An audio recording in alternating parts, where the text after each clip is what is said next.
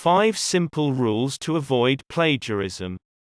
Plagiarism. It is a form of scientific misconduct defined as authoring ideas or words produced by someone else or from one's own previous publications and attempting to publish such work without properly citing the original author and publication.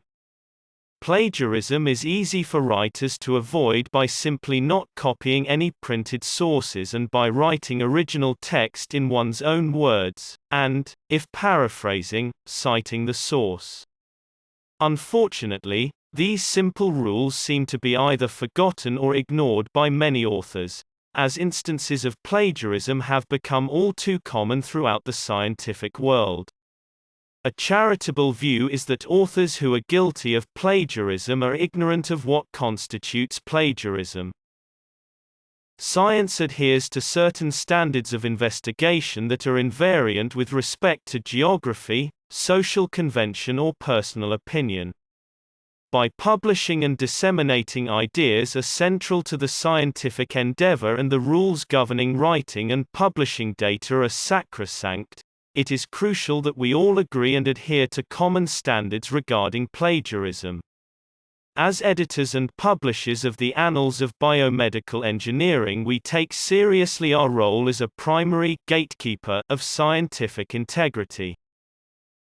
We do not tolerate plagiarism or any kind of associated misconduct, and urge our reviewers and readers to bring to our attention ethical questions or simply queries of what constitutes plagiarism in our manuscripts and published articles.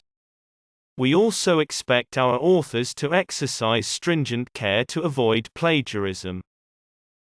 Number 1 is don't copy mimicking verbatim words from any other paper or book even if it's your own previously published work is not good writing. Very short quotations are acceptable when contained within quotation marks and citing the source immediately following the quote. It should go without saying that copying without quotation marks and lacking appropriate citations is blatant plagiarism, but unfortunately, this does occur.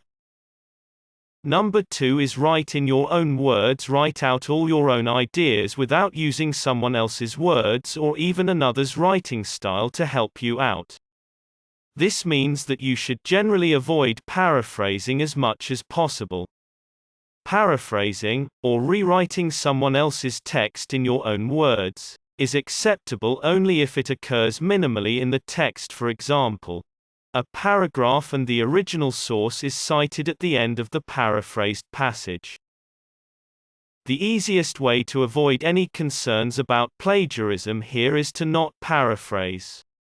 Use your own, original, voice to convey your ideas. Do not blend original and borrowed text without citing the borrowed text. Number 3 is when in doubt, cite. If you find yourself citing excessively because of this, it could be an indication that you're not writing enough in your own words. This is a sign you should consider rewriting your paper. Common words and phrases do not need to be cited or put into quotation marks, but any discussion of commonly understood concepts must be properly cited. Number 4 is don't recycle images, figures, tables or text from one of your own previously published papers without citing. In general, it's better to not republish a figure that you've published before. But if you must, cite the original paper in the figure or table caption and make sure you mention in the text that it was from your earlier publication and obtain permission if you have not retained the copyrights. Do not recycle text from one paper to the next. Write new text for each paper. If you fail to do these things, you will be committing self-plagiarism, which, although often unintentional, is treated the same as willful plagiarism. Number 5 is ask permission if you want to use a figure, table, or any kind of data that has not been published before, and has been created or gathered by someone who is not a co-author of your paper. You absolutely must ask their permission and attribute it to them. The same applies if you make your own figure or table using their data.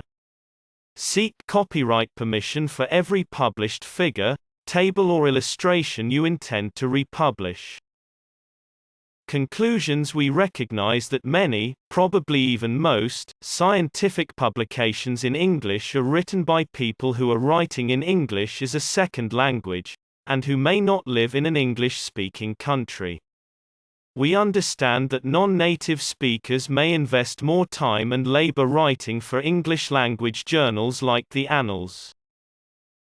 Patch writing, blending original and borrowed text without citing the borrowed text, is a common time-saving strategy used by non-native English speakers and English-speaking novice writers instead of paraphrasing that, although tolerated in many areas, is nonetheless plagiarism.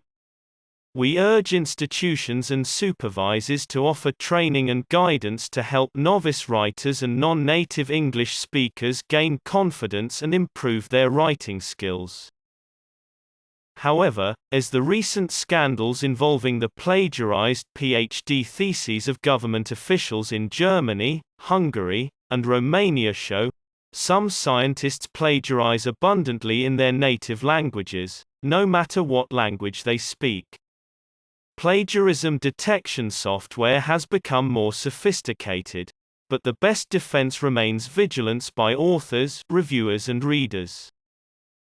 References. Kindly subscribe my YouTube channel Thesis Helper. Thanks for watching.